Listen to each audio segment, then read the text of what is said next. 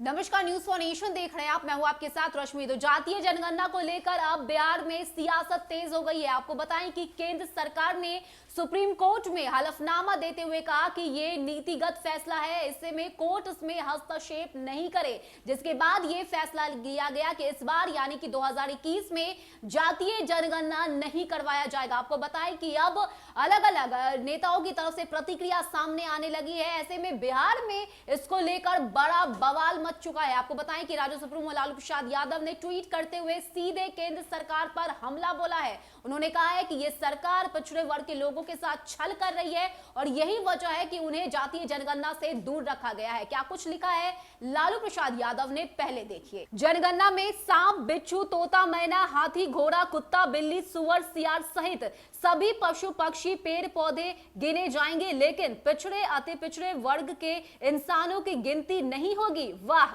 RJ patch BJP RSS को पिछड़ों से इतनी नफरत क्यों? जातीय जनगणना से सभी वर्गों का भला होगा, सबकी असलियत सामने आएगी। इसके बाद दूसरे ट्वीट में लालू प्रसाद यादव लिखते हैं, बीजेपी आरएसएस पिछड़ा अति पिछड़ा वर्ग के साथ बहुत बड़ा छल कर रहा है। अगर केंद्र सरकार जनगणना फॉर्म में एक अतिरिक्त कॉलम जोड़कर देश की कुल आबादी के 60% से अधिक लोगों की जातीय जनगणना नहीं कर सकती, तो ऐसी सरकार और इन वर्गों के चुने गए सांसदों व मंत्रियों पर धिक्कार है, इसका बहिष्कार हो।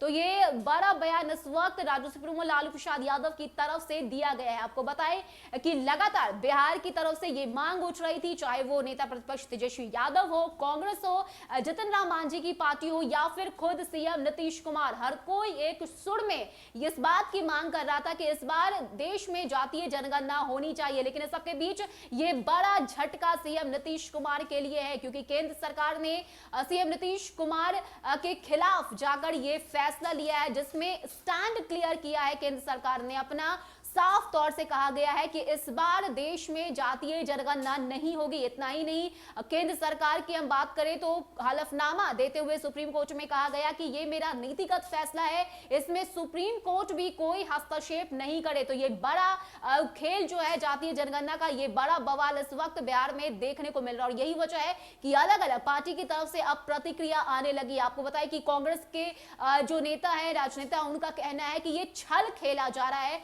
पिछड़े और अति पिछड़े वर्ग के लोगों के साथ जो है ये सरकार गलत कर रही है, ऐसे में इस सरकार का बहिष्कार करना चाहिए। लेकिन इस सबके बीच बड़ा बयान राजद सुप्रीमो लालू प्रसाद का सामने आया है, जिसमें उन्होंने बताया है कि इस देश में कुत्ते बिल्ली तक की गिनती होती है, पेड़ पौधे की गिनती होती है, ऐसे में पिछड़े और अति पिछड़े वर्ग को आखिर क्यों किनारे किया जा रहा है? और यही वजह है कि अब बड़ा हमला केंद्र सरकार पर। आपको बताएं कि लगातार ये मांग हो रही है कि इस बार पिछड़े वर्ग के लोगों की गिनती होनी चाहिए, तभी विकास का काम हो सकता है। अगर हमें उनकी संख्या का मालूम नहीं होगा तो हम उनके लिए विकास कार्य कैसे करेंगे? लेकिन इस सबके बीच बड़ा झटका बिहार सरकार को, बड़ा झटका विपक्ष में बैठे लोगों को, क्योंकि ये फैसला जो है वो केंद्र सरकार की तरफ से ले लिया गया है। केंद्र सरकार ने अपना स्टैंड क्लियर कर दिया है कि इस बार चाहे कुछ भी हो जाए, देश में जातीय जनगणना नहीं होगी। ऐसे में अब देखना होगा कि आगे और क्या कुछ सियासी घमासान होता है, सीएम नीतीश कुमार की तरफ से क्या प्रतिक्रिया सामने आती है,